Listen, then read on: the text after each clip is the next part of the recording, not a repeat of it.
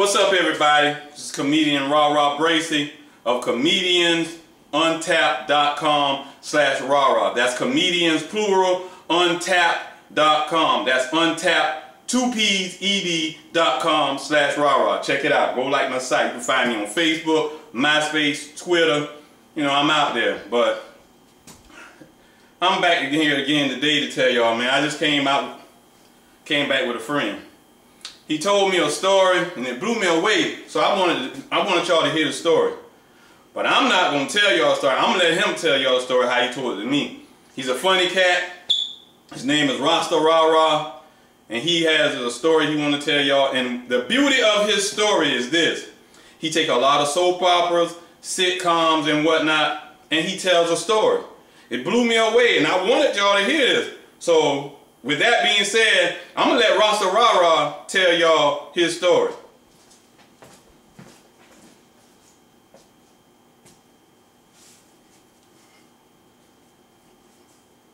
You all right, Rah-Rah, boy, I got this here. You can let him hear the story, right? Yeah, man, I'm going to tell him the story. And don't be tripping, man. Put that blunt down. Nah, boy, I got to get this right here. I'm going to talk to your peoples, though. You hear me? Yeah. What's happening, everybody? My name is Rasta Rah-Rah. And like Rah-Rah told you, I got a story to tell you, man. You know, this story I tell you here. Hold up, man. Hold up. Hold up.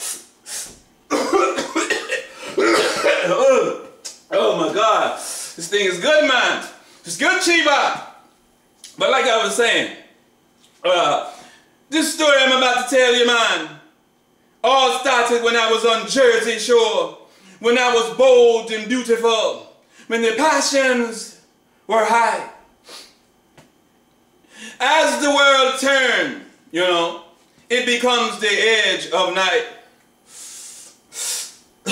So I began to search for tomorrow where I got sick, and I went to the doctors at General Hospital.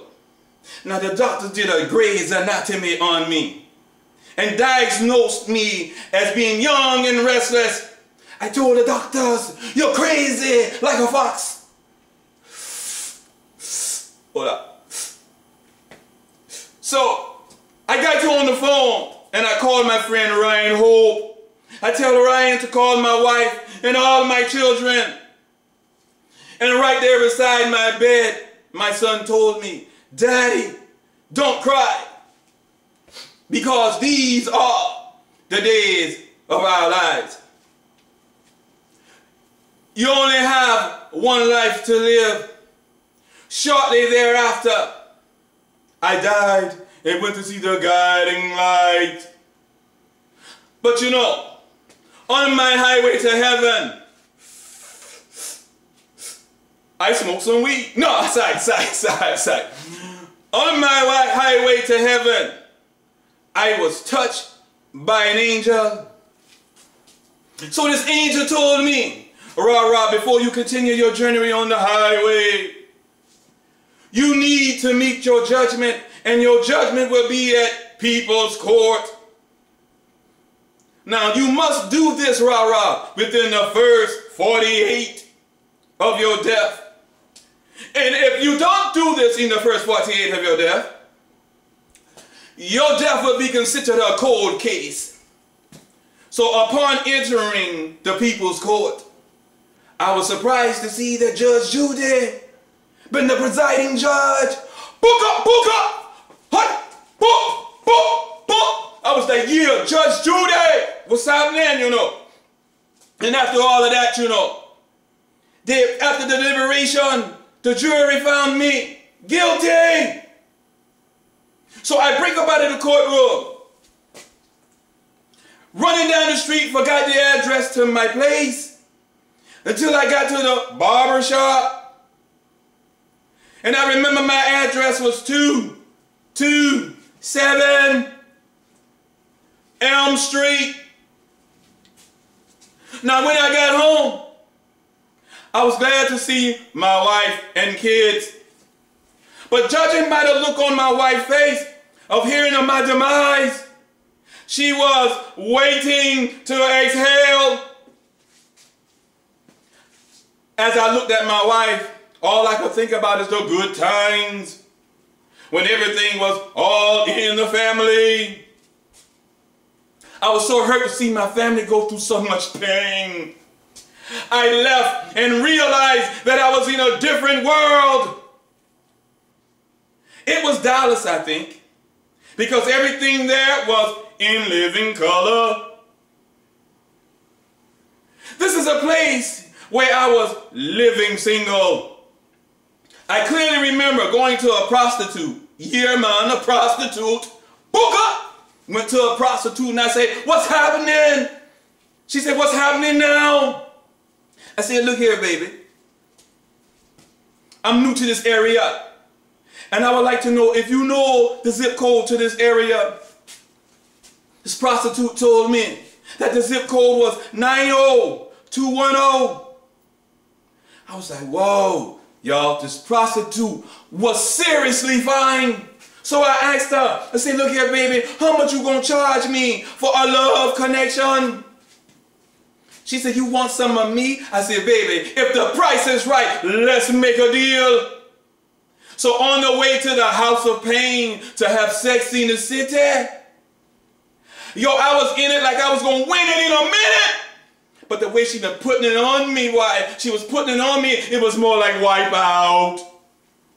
So when we got finished doing what we do, I had to rush out because I had to meet the Browns. When I got there, it was like a family feud. I tried to dissolve the situation by being an American gangster, but it was more like I was an American Idol. So I asked Brown, what's going on? What's going on? Brown told me he trying to figure out why everybody loved Raymond and everybody hate Chris. I said, check it out, Brown. What you need to do is let them have my face off so we can really see who will be the last comic standing. Brown said, you got jokes. I said, whatever, boy, you going to run? You want to run? What you want to do, Brown? So I stepped off from Brown. I was on the way to Big Mama's house, and on the way, I passed the Cosby's, Sanford and Son. I even crossed 21 Jump Street, where I saw the boys in the hood.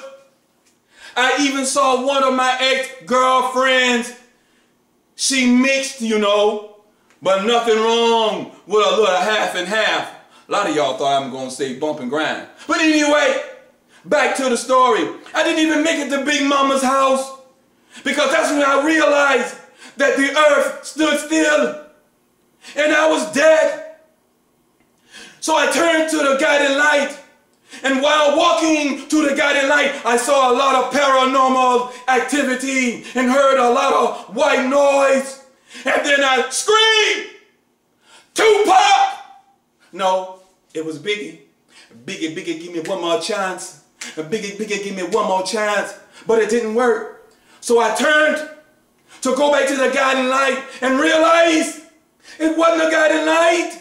It was a flashlight. And right then, I was awakened by Biggie Small songs on the radio. It was all a dream. I used to read Word Up magazine, Salt and Pepper, Biggie Small up in a limousine. That's right, y'all. It was a dream. That's what I get for smoking that reefer. But I'm going to let my boy Rah take it out of here, okay? Peace out, peoples. Yo, that was Rasta Rah. And he's funny, yo. Like I say, hit me up on www.com. I screwed that up, but I ain't gonna cut. www.comediansuntapped.com. comediansuntapped.com/rah. And for those of you out there really paying attention, if you listen to him, sit down, count the number of stories that he did, and post it on the YouTube, and let's see who get it right. This is your boy, comedian Bracey, funniest South Carolina comedian. We out.